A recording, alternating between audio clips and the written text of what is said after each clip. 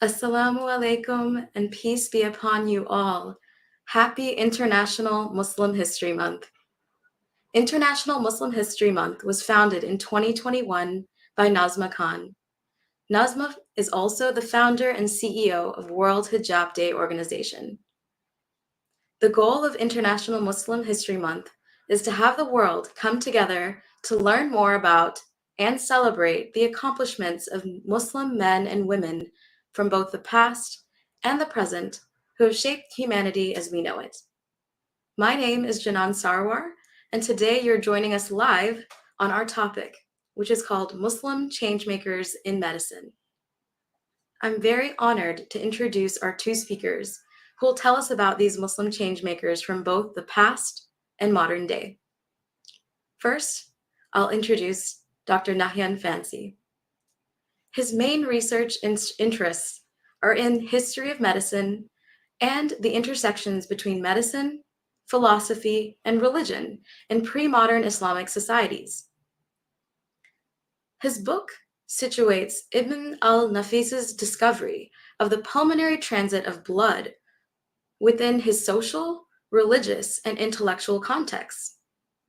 His more recent project currently examines over 10 Arabic medical commentaries produced between 1200 and 1520 on Avicenna's Canon of Medicine and its abridgment, the Epitome.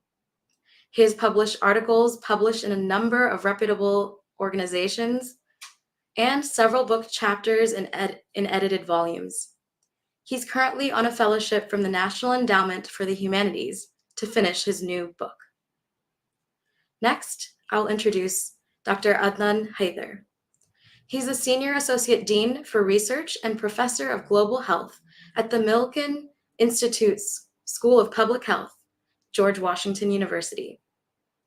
He currently also serves as the founding director of the Center on Commercial Determinants of Health at George Washington University and the Bioethics Interest Group at Milken Institute School of Public Health. For over 25 years, Dr. Haither has worked to improve global health in low and middle income countries across Africa, Asia, Latin America, and the Middle East.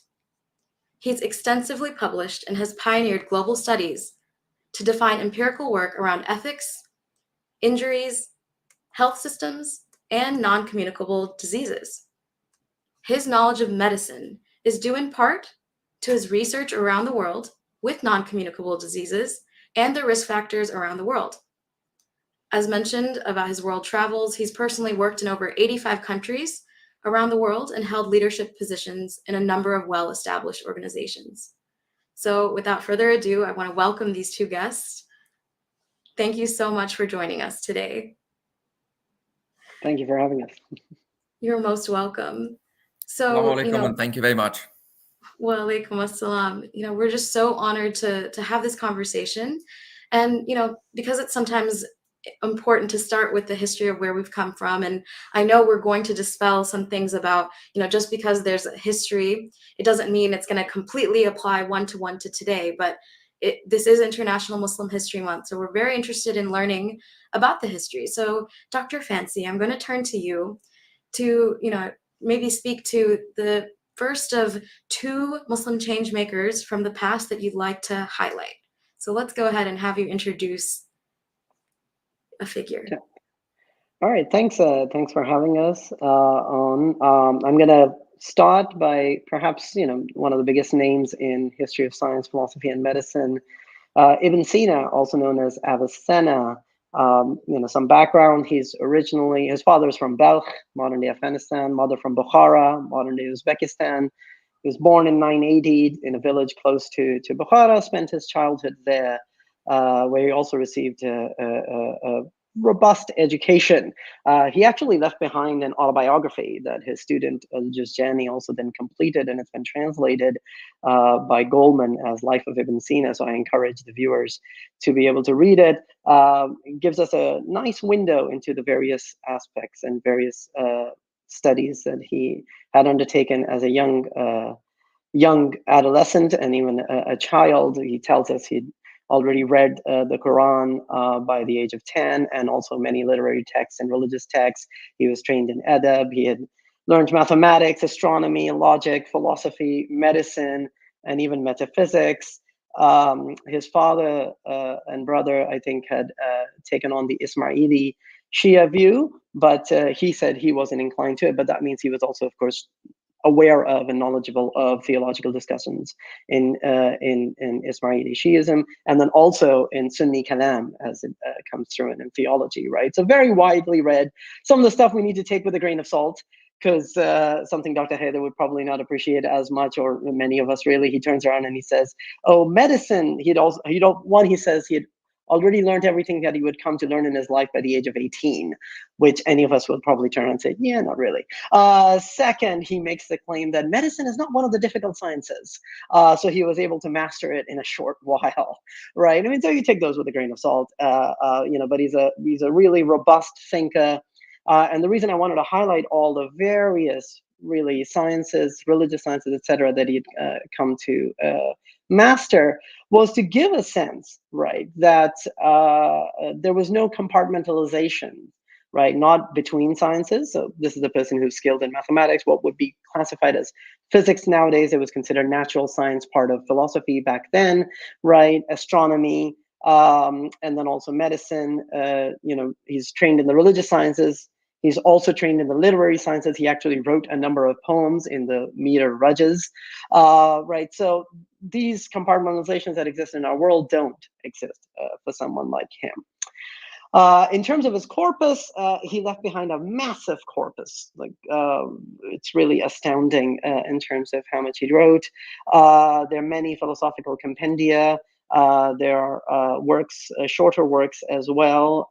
In medicine alone, he wrote over a dozen works, but he's really most famous for two, I would say. One is the massive Canon of Medicine, which I'll talk about shortly, and in a bit more detail. And the other one is his poem on medicine, actually, in Rajas meter, which also was very popular subsequently, as were some of his other medical works, specific ones on bloodletting, for example, and one treatise on cardiac drugs, right? Now, the Canon of Medicine, why is it so famous? It's massive. It's 5 volumes. It covers the theoretical parts of medicine, anatomy, pharmacology, practical identification and treatment of diseases, and even compounding medications, the aqrabazin, as it's called, the medical formulary. The work was one of the core texts, usually seen as advanced core text, right, in the medical teaching, all the way up until the 19th century in Islamic societies, running from, to use the late Shahab Ahmed's phrase, Balkans to the Bengal. And it's still part of the Unani alternative medical curriculum in South Asia, right?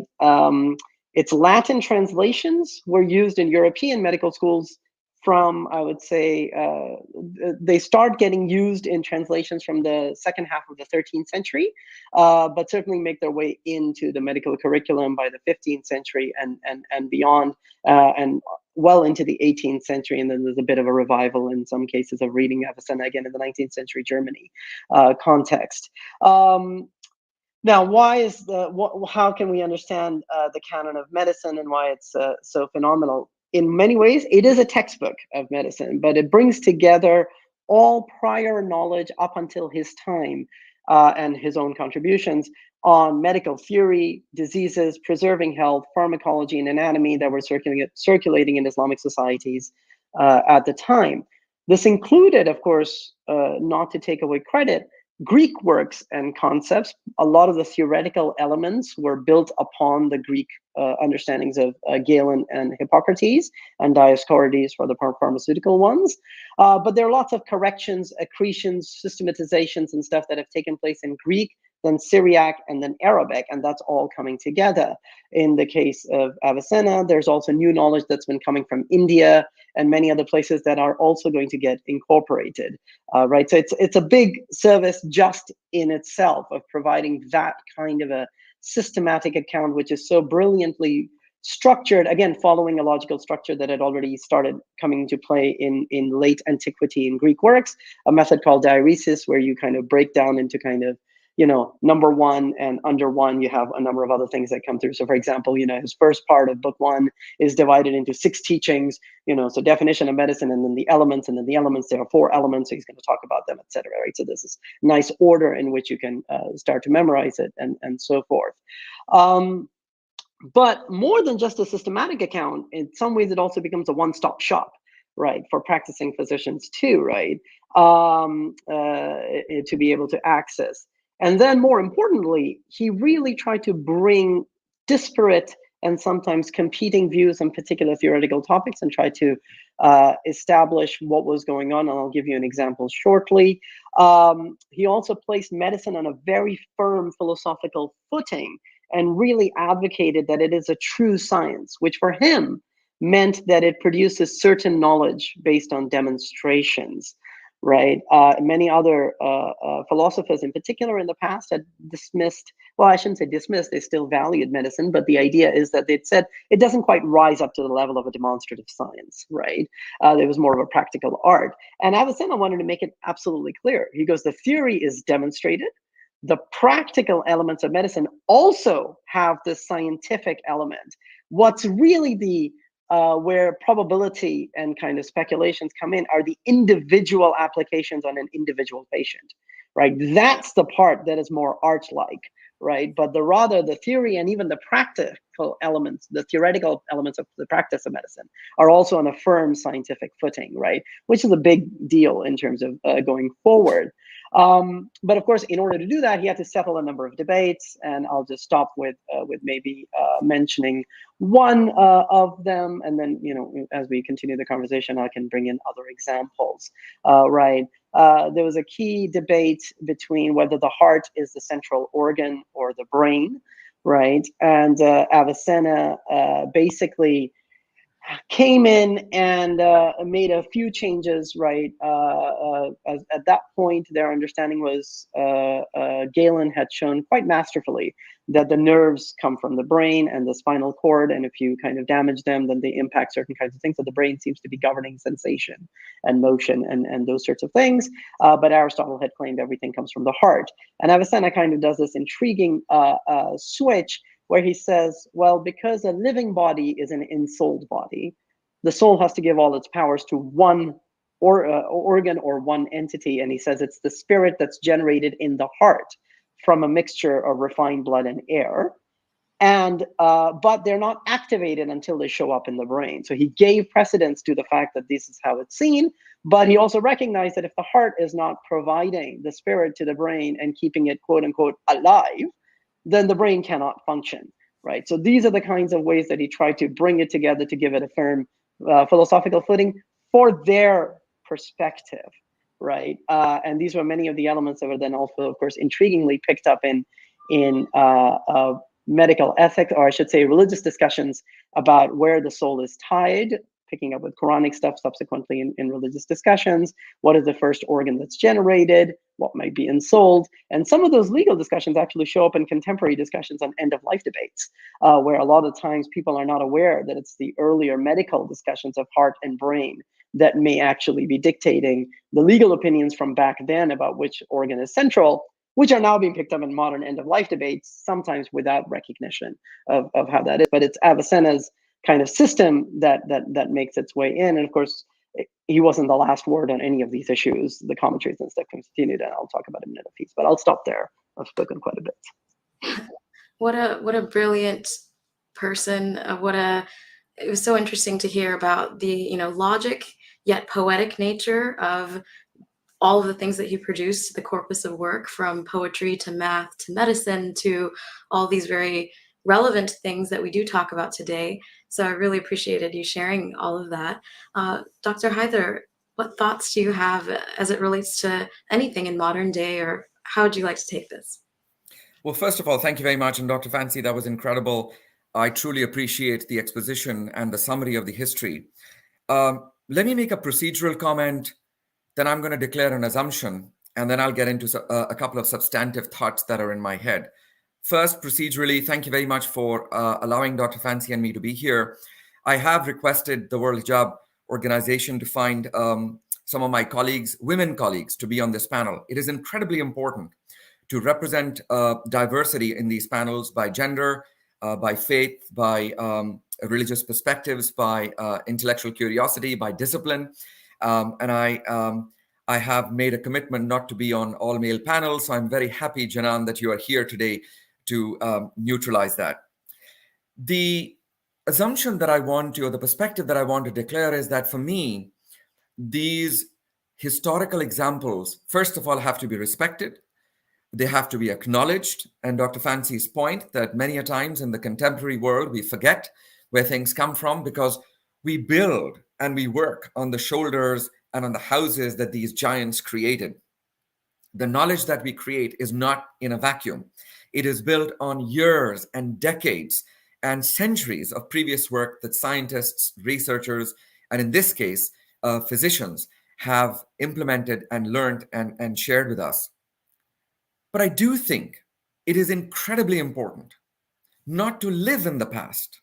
It is important to live in the present, but to learn from these examples and to figure out why the community, howsoever you define that community, the Ummah community, the Muslim community, the religious community, wherever you come from, why that particular brilliance, according to statements, was lost, and what we need to do to recover this. So a lot of my reflections are about mobilizing the current community, particularly young people around the world who are thinking about health or are in health and medicine, and to stimulate them to do the best that they can to work towards the examples set by these amazing historical figures. So the little bit that I know of Ibn Sina, there are a few characteristics that I'd like to reflect on. The first one, Ibn Sina did not do all of this alone. It is not possible for single individuals to change the course of history. And there are 3 or 4 factors that I'd like to present to you that helped him. The first was family. He came from an eminent family, from a very supportive family. The family allowed him to study. The family supported him during his study. His father was an eminent person as well. And thinking from a faith perspective, all of you understand the important role that family plays in nurturing brilliant minds from the start. And I'll come back to some of these points as our conversation goes. The second role was that of teachers. He had brilliant teachers. He learned from them. He said he learned everything that he could from them. And maybe that's up to debate. But the importance of mentorship is critical. We need good role models. We need good mentors in public health, where I work, in clinical medicine, where many of you might work, in history, where Dr. Fancy works, and so on. So the importance of teachers, second important characteristic. Third, he had to move locations. He had to move residences. He migrated from one city to another in the search for knowledge. There were contextual elements, even political elements, responsible for some of his movements. But that notion that we have to go where knowledge exists is highly critical, highly important. And for people like myself, who come from the developing world, who come from South Asia, and 30 years ago migrated to this country, the United States, which is a great country, for me to practice my research, for me to support my inquiry. This is important. But it doesn't mean that we cannot contribute to the places that we come from, to the regions that need help most. As a professor of global health, my entire premise is that knowledge is universal. Where it emanates does not mean that that's where it resides at all times, but it is the transmission of that knowledge and eventually, very importantly, the ability of that knowledge to impact real lives, not theoretical lives, not the scientific journals that I publish in, but real human beings that are critical. So those 3 reflections are important for me from the life of Ibn Sina. And as we dialogue, I'll bring in a couple more. But at this point, Janan, I hope those initial comments, which are for me very, very critical for that translation to happen. Absolutely. I'm going to just recap because you said it so beautifully, but I think it is very important for those listening, any young professional who's listening to this discussion, because this can apply beyond medicine. But I know we're speaking about medicine today and health, These characteristics are very important. So to recap, having a nurturing and supportive family or just support system around you, the importance of mentorship, whether they're teachers, seeking out mentors, people that have been in those shoes, those positions above you that you can look and just ask and find out what, learn from them, whether they're in an academic perspective or even just someone who is going and leading a path that you want to follow. And then that idea of migration and search for knowledge and going where the knowledge exists. I think maybe many young people can relate to that as they're going off to college and making these decisions. But that is beautiful because we're saying these are some Islamic, not necessarily Islamic principles, but it's relative and it's relating what someone did so many years ago, and it's very relatable now. So I like that we're kind of almost comparing and contrasting. In some ways, a lot of things are not completely applicable one-to-one, but these are universal. Dr. Fancy, any other thoughts about this figure that you want to bring up before we move on to the next one in this context? I mean, I think in the particular, I'll echo exactly what Dr. Haither said about the mentorship and things. And of course, we need to recognize that there are pressures on gender from back then. I had it in the earlier one, and I just wanted to make sure I got it. I didn't get to it earlier. Ibn Sina could do it because he was male, right? The intriguing part is, of course, women of a particular higher class and coming from educated families could also get the kind of private tutoring that Ibn Sina got. They would not do the traveling, and their books and stuff are harder for us to get. It's not non-existent, but it's harder, right? They're far fewer, significantly far fewer, right? Hadith studies and stuff, we get a lot more names, but in some of these others, we really don't, unfortunately, right? So that's a key part. But we know in upper class families they could, but of course, once you get lower down, then it becomes even harder for those women to engage. For the men, but these existed, but in terms of applying it now, we can't, right? Madrasas. Back then, a lot of times now they get a different name, but sometimes get looked down upon. But back then they were very well endowed, often, and included teaching positions. And of course, my work shows that medicine and medical texts were read in madrasa settings too. They weren't just a pure religious sort of element. We have astronomical texts that were also read and so forth, right, and philosophical texts. And they provided an opportunity for people to be able to travel and live in those settings without having the funds to do it. So again, to echo on mentorship and stuff, right? Our folks, I'm speaking now very specifically to North American and particularly the United States context, right?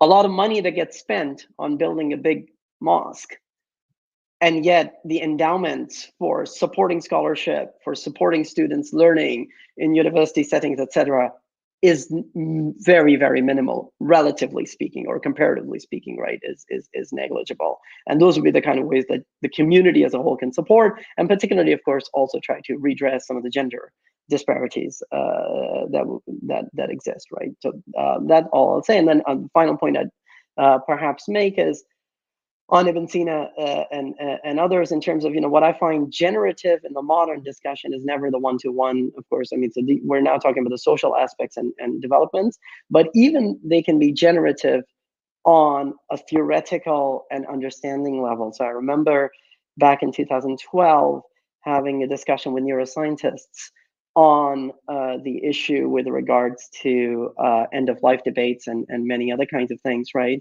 The conference was entirely different. It was based on a contemporary MIT call back then. I don't know if it's still true or not. I assume it is. That there's no such thing as mind. It's all brain and matter that's kind of doing this. And these were honest neuroscientists working and saying, look, our experience doesn't seem to align with that, right? So how do we, so they were trying to look in the Islamic tradition if there's a particular way. Of course, being historians, we just confuse them further. But the one part in kind of lunch discussions and things that came out was, right, I said, look, the definition of medicine in Ibn Sina is, preserving health in as much as possible. And then particularly when he gets to talking about diseases, he's very clear. He says, the goal of medicine is not to stave off death, right? Nor to just keep the person alive for as long as possible kind of stuff, right? He goes, it's to restore health, right? And as much as it can be restored. And these practicing neuroscientists and neuropsychologists and neurologists were like, you have no idea how liberating that is, because that's completely against some of the ways, right, the pressures that come in. And I recognize very clearly the pressures, family pressures. No one wants to see their loved one depart, and those sorts of things, right? But it's a larger conversation about medical establishment to be able to have, and those are the kinds of ways it can be generative, not necessarily on a particular thing. And most recently, I have a piece on sleep again, right, where I try to show that it's a very different model, theoretical model, and highly problematic one. Let's be clear about it, not accurate in those ways when talking about pneumas, etc. But their theoretical model allows for a seamless movement of how food, psychological stresses, and physical obstructions can impact sleep. And we need to then think through that. What is going on in our modern medical model where that seamless movement is not as easily incorporated, right? That it becomes more about the obstruction. It depends who you go and see. If you go and see the pulmonologist or you go and see the psychologist, right, or psychiatrist, and that depends, determines your course of action rather than bringing them together. So that I'll stop there, and I think Dr. Haither has a couple of things maybe to say, or Janan, yeah. Yeah, I'll go ahead and turn it over to Dr. Haither, please. Well, thank you, Dr. Fans. I think that's great reflection. I had one other, and Janan, this is going to be a little bit more challenging thought that one learns from Ibn Sina's life and may convey to the second example that Dr. Fancy will introduce, which is that even during his life, some people started critiquing, suspecting, questioning Ibn Sina. Al-Ghazali questioned him. They questioned his faith, I am told, according to the little bit that I've read. In other words, when you are a woman or man of science, when you are a woman or man of research, and you're questioning things, people will not like it. People will begin to suspect your motivations and your intentions. And so this is part of our scientific process as well, to be able to question everything, to be able to try and find answers, and in that process understand that there are those who want to maintain the status quo, those who may be considered conservative, orthodox, or whatever you call them. They will question. And so as a public health researcher, I stand on the body of the evidence that I generate, not my opinion, not the opinion of a mentor, but rather the facts that I can develop, the data that I can demonstrate, whether a program is working or a program is not working. COVID vaccines work. That is not an opinion. That is not an imagination. That is fact from rigorously tested studies. You may have an opinion about this, but that won't change the fact. And so I want to encourage people to understand that just because somebody is questioning the way they think things work, the way they think medicine works, the way they think a particular disease works, or a public health program works, does not mean that we have to question her or his intentions or her or his faith. I want to talk about my dear friend, Professor Mansoor Mohyuddin, who's professor of surgery at the University of Maryland, who 3 months ago was responsible for creating a genetically modified pig heart for the first time transplanted into a human being. And that human being, right here where I live in Baltimore, survived for 2 months. That is amazing discovery. That is what Muslim scientists are doing today. They are using genetically modified pig hearts and transplanting them. But you know what? I heard comments about why a pig heart from lay people. Well, you don't know genetic modification. You don't know immunology. You don't know which animal is best treated as such. And the discussion should be about the value of life saved, not about necessarily the process that it took. The process is critical, the process is important, and 25 years of research have enabled this particular model to be used to begin to think about saving human lives through xenotransplantation. I think this is important, and Professor Mohyuddin, of course, is fully capable of arguing and creating the defense mechanism. I wanted to use a contemporary example to say we have eminent scientists who are of our faith as well, working today right here in this country. Back to you, Anna. That is a great example, a brilliant example. I'm very familiar with Dr. Mohiuddin and that particular example of being the first in history. And so I'm glad you're able to share, as we were saying before, we don't want to have this notion of history being lost. We're continuing this history. We being, when I say we, I'm saying in modern times, people from the Islamic faith that can still have faith, that can still be able to do these. And then unfortunately, I also am familiar with the challenges just because of it being a pig heart. So thank you for bringing that to light. And it's very important to understand that concept as well, that translates all across time of being questioned, being doubted, and being scrutinized for things. But it's usually those people are the ones that are the pioneers and the trailblazers. So I think another history lesson is, as you're saying, is to just put your head down and continue and know what you're doing, follow the process, and hopefully you can succeed. But yeah, if unless Dr. Fancy, if you have any other comments on Ibn Sina, we can go on to the next change maker. What are your thoughts? Yeah, I mean, and I'll just blend it through. I mean, precisely the way Dr. Haither said. I mean, there are critiques that were launched, and of course, it also meant that sometimes on the scientific level, it didn't stop, right? And in fact, some of my major work has been trying to counter the quote unquote decline narrative that nothing happened in the post Avicenna and Golden Age period, because of usually brought up in terms. Dr. Haither didn't. I want to be clear, but didn't say this. But many other people, unfortunately, do or still think that Ghazali's critique of Ibn Sina meant the death of philosophy and science in the Islamic world, which it was not. One of the forms in which many people engaged and critiqued Ibn Sina's work on very legitimate philosophical, scientific, and scientific grounds was actually within a commentary setting. It was one of the ways that a lot of scholarship proceeded, and one of the big names in medicine that I work on subsequently. He's not unique, but he's a major figure because of just the systematic nature in which he did it. Was Ibn Nafis, who's from Damascus, born in 1210, dies in 1288 in Cairo. Was clearly practiced medicine, as did Ibn Sina, because Ibn Sina has many kind of claims that he makes about empirical drug testing and various other kinds of things too. Ibn Nafis seems to have practiced quite a bit. He also is trained in philosophical religious sciences. He's actually a jurist as well, and has a text on hadith. So, very much trained in religious sciences, but at the same time, very heavily trained in philosophy and medicine. So again, that compartmentalization, not quite there. And this is a later period. He's 100 years after Ghazali, right? He didn't seem to have worked in hospitals, although that's often been stated, but from his corpus, he does mention visiting a hospital the recommendation of a physician who was a chief physician, or some of the physicians working at the Nouri Hospital in Damascus. And he went and saw a female patient actually over there, because these other physicians were having difficulty trying to figure out. And he says, well, her fetus has died inside the body, and that's why her body's all swollen up, etc. But when she miscarries, or the fetus finally exits the body, she'll return back to health. And he claims that's exactly what ended up happening.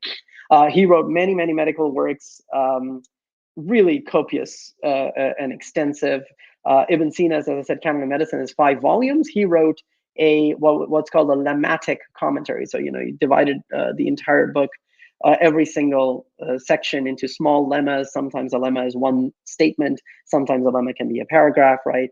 On all 5 books and the anatomical sections, and kind of really revised and systematically rethought a lot of what went on.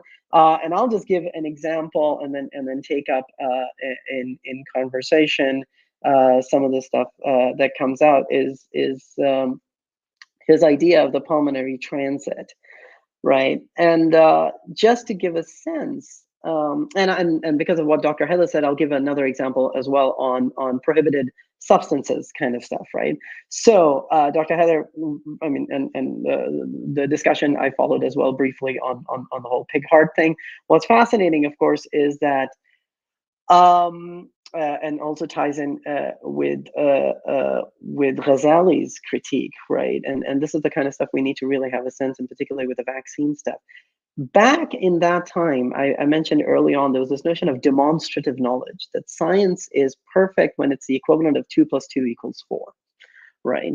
Nowadays, no science works on that. We've gotten rid of the demonstrative element, and it's about Consilient's high amount of evidence, but no one's going to turn and say, you can kill me if this ends up being wrong. That's not the issue, right? But it's very, very high probability, and when you get into quantum, then you get into like ridiculously high levels of kind of notions, right? So we need to rethink, of course, based on our classical models, when the leeway comes, right, for it. But for someone like Ghazali, it's a great example, right? He was critiquing on philosophical points, not on the scientific elements. So Ghazali turned around and in fact slammed the religious scholars who said, oh, the hadith about praying, because pray until the eclipse passes, and the notion is that God has brought it on, but you say the astronomers can predict it, the astronomers are wrong. And Ghazali's like, the one who says the astronomers are wrong is doing harm to religion, right? So he's very clear. No, this is absolutely demonstrative knowledge, right? So to pick on our example of vaccine, from our model, they work. They're exactly what they're doing. We don't have the equivalent of 2 + 2 = 4, but no science nowadays works on that. We have high consilience, so we need to rethink and say, this actually works. And coming to the treatment parts, where they again didn't have that kind of notion. Even in treatments, this was quite common, that using things like what would be deemed najas or dirty or prohibited substances like alcohol or urine are part of medicine at the time, and they would use it for cure purposes because they're like, well, this is the way to cure it, and saving life takes precedence over, and restoring health takes precedence over consumption of a prohibited substance or not. Ibn Nafis is an interesting one because he actually died refusing to take alcohol as medication, but he said it was his own personal faith, not that he was making a claim about larger religious stuff. So I wanted to say that, and then I'll just say a couple of things on his pulmonary transit and stop it, because a lot of times it gets misinterpreted as circulation. Ibn Nafis doesn't have a concept of circulation. However, the historical notion was that the heart had holes in the septum wall through which blood made its way from the right side to the left side, which is why the left side and the arteries have some blood in them. And Ibn Nafis says there are no visible pores and there are no invisible pores. I want to highlight that because a lot of times people will say, well, he dissected and found there were no pores. You can dissect as much as you want. You can never disprove the non-existence of something that's supposed to be invisible. It's by definition invisible, right? And Galen and Ibn Nafis knew this. So he actually had a larger physiological understanding, which helped him see what was going on. And he turned around and said, no, blood actually makes its way into the lungs, where only some part of it filters out from the two tunics for what is for us, the pulmonary artery. For him, it's the artery-like vein. And that blood mixes with the air, which then makes its way into the left side of the heart, where it's produced into spirit, which is necessary for enlivening and vivifying the body, et cetera, and proceeds forward, right? But he then, so it's only a small amount that makes its way through, but of course it comes through this passage. And he has to rethink the entire notion of pulsation. So whereas Galen had turned around and said all arteries and heart expand and contract at the same time, Ibn Nafis comes in and says, no. The aorta is contracted when the left ventricle of the heart is expanded, and vice versa. And not all of the arteries contract and expand at the same time. He's sort of starting to think through, because he says it's the heart's gets this particular faculty that he calls a natural volitional motion. It's 3 muscle groups that he picks up: the gastrointestinal, the heart, and the womb. For those of us like Dr. Haither and I who got their biology training a lot earlier, those are the exact same involuntary muscles that I think back in the day we used to characterize them as, right? That he picks up as what he calls a natural volitional. And that's how pulse happens. It's a reverse of what we say, because he says the heart expands and sucks back the spirit, collapsing the arteries, but he's starting to think through mechanically. And again, not one-to-one, but to show where the basis comes. It's some of these discussions that are picked up both in the Arabic tradition. This continues on and becomes a standard notion. Ibn Nafis is not lost. They are all working from him and building upon him, and that's my new project. In the case of pulse, they all agree with him. He's like, yeah, he's actually dead right? The heart expands, and that's or that they're out of phase, the aorta and stuff, and that there are different expansions and contractions. And that makes its way into the Latin West, where that's again something that gets picked up. And Harvey uses this notion of the idea that if all of this is expanding and contracting and the pushing and pulling is what's going on, that Harvey goes with a push mechanism. And that's when he comes up and he says, well, it has to be circulation because so much blood is going to come out that you need, that will just empty out the body in about 3-4 minutes, right? You can't be eating so much that to regenerate it the entire time. And that's why you get circulation addressed in Harvey, not in Ibn Nafis, because for Ibn Nafis, it's a very tiny amount of blood, more air that's generating spirit, whereas for Harvey, it's actually blood all entirely, right? Rather than the spirit context. So anyways, just to give a sense that, they continue to work with it, they engage with it. They again have on the social aspects, of course, all kinds of training. And I'll stop there. And sorry for taking so much time. No, thank you. You did a great job explaining the context of Ibn Nafis and in the Islamic Golden Age time, and clarifying his role in pulmonary circulation. Because whenever you do, looking at history, that's the immediate thing is pulmonary circulation and what does that really entail, and you kind of differentiate it. So thank you for sharing that. And Dr. Haither, now back to you to reflect on. Well, thank you very much, Dr. Fancy. That was a fantastic again summary of Ibn Nafis. And let me do the same and reflect on a couple of elements that I think are very important from his life. The first one that I would like to highlight is the fact that he continued the body of work that people before him had done. So he continued to ask questions and do research on what Avicenna had said, on what Ibn Sina had said, particularly related to, of course, anatomy, and trying to particularly expound on pulmonary circulation, like you said.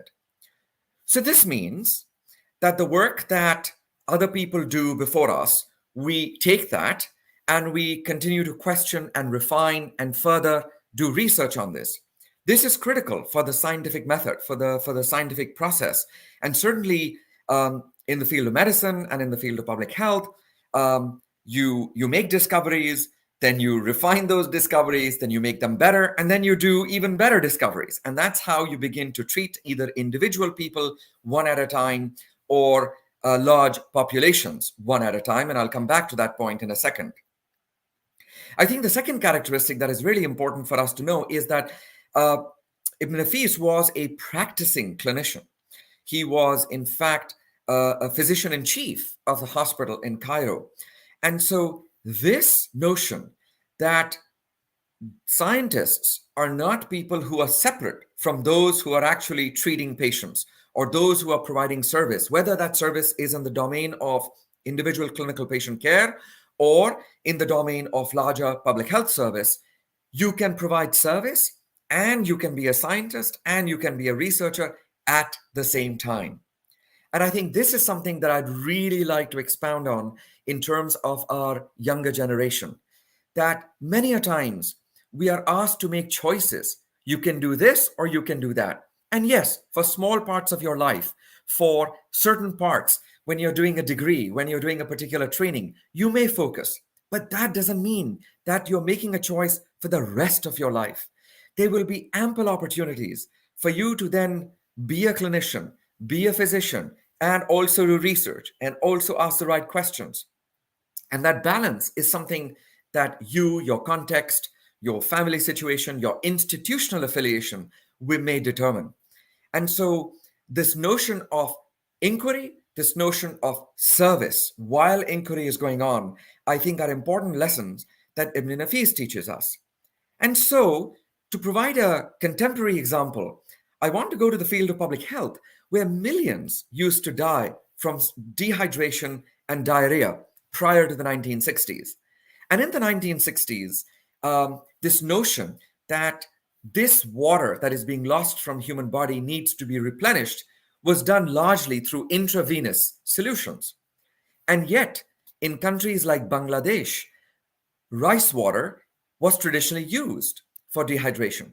And so, thanks to what at that time in the 1960s was called the Cholera Research Laboratory, which is now called ICDDRB, or the International Center for Diarrheal Disease Research in Bangladesh, research was started. Some of the most amazing trials to develop therapy for dehydration was developed. And that is how oral rehydration solution, oral rehydration therapy, ORS as it is known, that you go to your local store. If you're in the United States, you go to a CVS or a pharmacy and you pick up an ORS packet. If you're in the developing world, you will have those sachets which you mix in water and give to people who are having diarrhea were actually developed. This comes from countries like Bangladesh. Some of the best trials were done in places like India, like Indonesia. This is where that product comes from. This is the exposition of science, looking at a cultural phenomena and trying and testing that. I think we should be very proud of the fact that in the past 50 years, millions of lives have been saved thanks to ORX, thanks to the work of people in those settings, many of whom were of the Muslim faith, critical scientists like Professor Majid Mola, like Professor Mansoor Khan, and so on, who developed this therapy. So Ibn Nafis set the example. We can follow it today as well. Back to you, Janan. Absolutely. That's a perfect example of the application of research, inquiry, and practical implementation. So thank you for sharing that as well. You know, there's so many lessons that we've been learning, again, throughout these conversations, throughout time.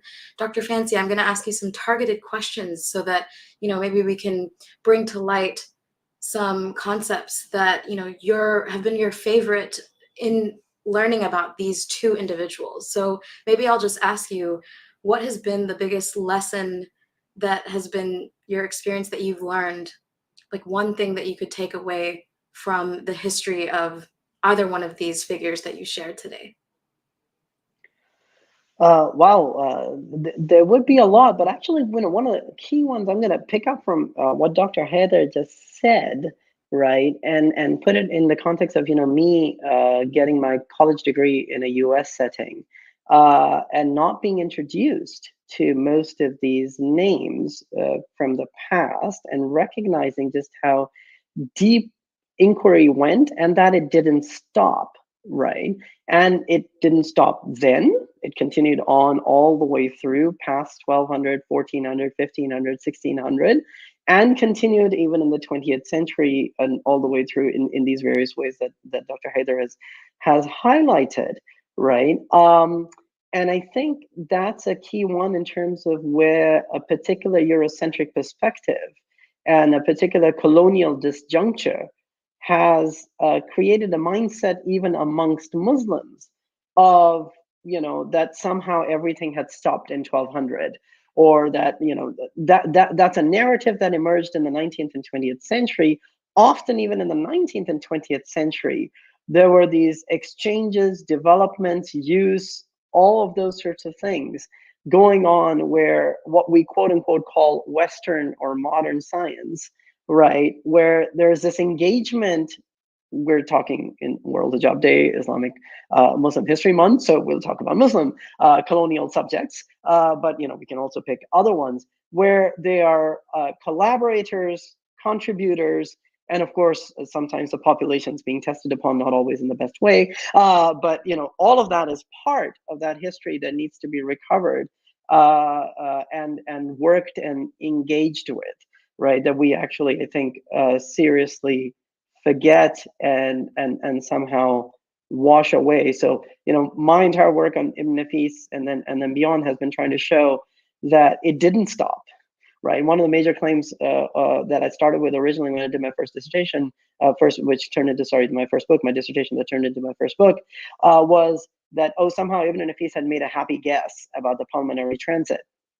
And I showed that no, he had an entirely new physiological system, reworked many, many aspects.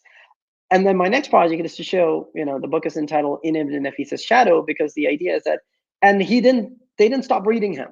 Right, he is the most widely read commentator on the canon in the subsequent period. Everyone is engaging with his works. They may not always agree, because the same thing, they continue to test and critique and build upon and so forth, right?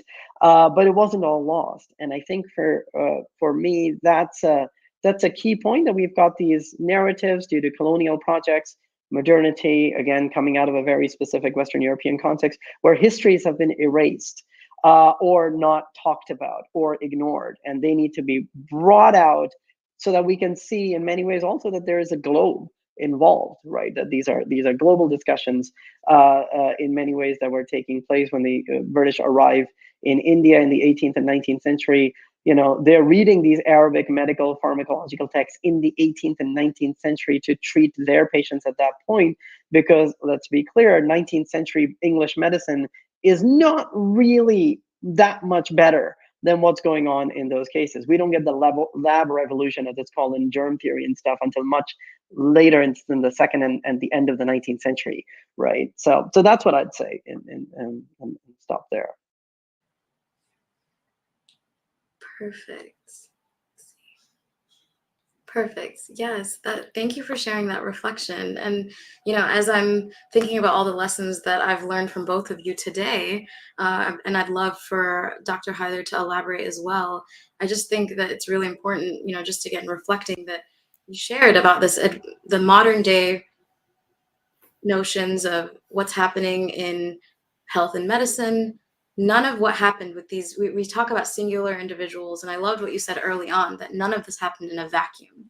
And although we are celebrating and commemorating Muslims in modern and past, we are all better and stronger together. And the goal, before we said the goal of medicine, Dr. Fancy said the goal of medicine is to restore health. And I think the goal each one of us has as professionals, I'm a pharmacist myself in healthcare, but I do various things. I think one of the things we have is to help humanity and help mankind, right? And work together. And one of my favorite quotes I wanted to share with you all and ask, we can reflect and talk about as this applies, is when you light someone else's candle, you don't lose any of your light. You just gain more light together. And I think that hopefully is a concept that we can all take away from what these figures also show us, that they didn't do it alone. I know we talk about them and we have them and they're the father of this and but they had so many people supporting, and there's so much that went into where we are today. But Dr. Haither, I'll turn it to you to reflect and share other thoughts. Well, first of all, thank you, Janan. And in public health, there's a concept of global public goods. And global public goods are those that just because somebody uses one part doesn't decrease that for anybody else. And the notion of health is exactly what you enunciated. It is a global public good. Just because I become healthy does not mean you will lose any health. We can all optimize our health at the same time. Having said that, I want to reflect a little bit on what Dr. Fancy said and what you're asking for. And for me, the critical example also that emanates from these amazing personalities in the golden ages is based on their advocacy for themselves. So yes, you can blame context, you can blame politics, you can blame others for the situation that you find yourself in. But the fact is that the one person who can help you is you. And so learning how to advocate for yourself becomes vital. The fact that something is missing and you are upset that the curriculum did not cover it means that you have voice and agency to raise that within your university, within your institution, within your hospital. If you find that a Muslim patient has been disrespected, it is time to speak up and to identify what ethical care, irrespective of religion, caste, and creed, looks like in medicine in today's century. So advocacy becomes very important. But to be an effective advocate, you need a set of skills, which means that you must train yourself, equip yourself to have the skill set necessary to become a very strong and effective advocate. So you need advocacy, you need to educate yourself, get the skill set. And then all of that should be based on a foundational knowledge. And that knowledge base is critical, is important, because those are your facts. That is your evidence upon which you will then talk about the advocacy that you're going to make. So it's easy to remember those three concepts because I call them ask, A-S-K, ask. When will you ask? You advocate for yourself, you develop your skill sets, and you base everything on your education and knowledge. Now, of course, there are exceptions to what I'm saying. There are places where the rule of rescue will come in, and you will speak out irrespective, because there are human rights violations, for example, occurring. You don't need to create knowledge to know that a human rights violation has happened sometimes. But I'm talking about day to day. I'm talking about day-to-day interactions, whether you're in a public health agency, in a city and county or state health office, or you're serving a cardiology clinic or a gastroenterology clinic, or you're a nurse or you're a pharmacist, one-on-one with patients. I think it is incredibly important to understand you have agency. You have agency and you have power. If you do not choose to use it, then in my humble opinion, you have lost your vote, and then blaming others becomes really difficult to do. Back to you, Janan. That's excellent. Those are great words of advice and very important to see, because I believe that it was really important for each of these individuals in the past and present, and of course moving forward, to use that sense of agency, to be self-advocates, use your voice and make a change. Each of us have a power. Once again, there's more power with the collective, but it has to start somewhere. It has to start with someone having a question, being curious, following that path. And I think that's what we see from the history, is which Dr. Fancy shared with Ibn Sina, Ibn Nafis. So, Dr. Fancy, what final words do you have to share about your research and as a historian, and anything that you'd like to kind of conclude with as it relates to your words that you want to share for International Muslim History Month? Well, I don't know about if they're kind of that kind of final summing up thoughts, but actually I want to pick up again from Dr. Haither's part and pick up on the knowledge element, right? The libraries and reading and knowledge were essential to both Ibn Sina, Ibn Nafis, and all of their other ones, right? So in terms of all their students, and again, they're not single individuals. I refrained, I hope, from using father of anything, because I think that's a problematic term. I mean, because yes, some of them have their individual things that they bring in, but they're building it upon on so much stuff that other folks have done and contributed, right? Not just in their training, but even actual ones. But knowledge-based libraries, right? These days, particularly, we're like, oh, educate ourselves, and somehow, a social media post counts as that. No, reading books, actual engagement with and deep reading, right? That's what they did. Commentaries were generated in the context of a deep reading and trying to verify and determine, is this what, when Ibn Sina says this, is he right? And Ibn Nafis turns around and says often no, right? Not just on the anatomy, but even on many, many theoretical elements. He goes, wait a minute, this doesn't make sense. Ibn Sina says X here, but he says Y here. That doesn't match up, right?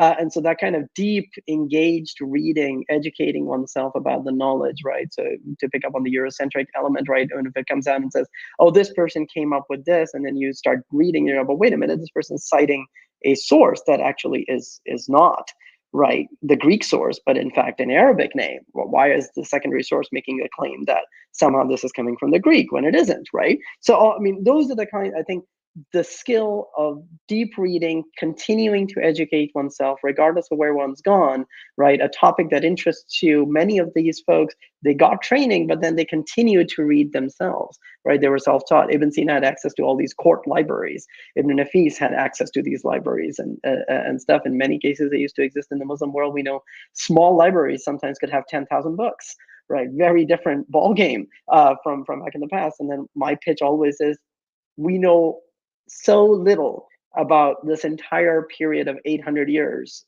from 1100 to 1900 and even beyond, because all of these manuscripts are sitting in libraries collecting dust, because we don't have people going and reading and learning about this kind of stuff. And that is always my pitch, to try to get people to change. So thanks. That's excellent. Excellent advice. Go read, learn, and explore. Dr. Haither, to you, concluding thoughts of anything you'd like to share. Well, we're nearly at time, so I'm going to make it very brief, because I'm also a stickler for time. I think if we must stick to the time that we ask people to free up themselves. So my sentence is, I have a lot of hope. I have seen incredibly talented, educated professionals of various Muslim faith identities, and I have a lot of hope in the future. I think they're learning very well from the example set in the Golden Age. And I want to end with that spirit of hope and say, I think the world's going to be better because of the younger generation. Back to you, Janan. That's beautifully said. I love that concept of hope. I love the concept of everything you all have taught us today. Thank you so much for being a part of this panel. For those who are tuning in live, please remember to return next Friday, May 13th at 9 a.m. We'll have another live panel discussion, this time with Sister Safiya Sabreen Saeed, and it's about Muslim change makers in STEM, right here on World Hijab's Day Facebook and YouTube page. So if you would like to join in the conversation, follow and use the hashtags Here Our History and the hashtag Muslim History Month. But with that, I'll conclude because we are right at the hour. Thank you again so much and have a wonderful rest of the day. Bye-bye. Thank you. Assalamu Thank you very alaikum. much. Thank you. Walaikum assalam.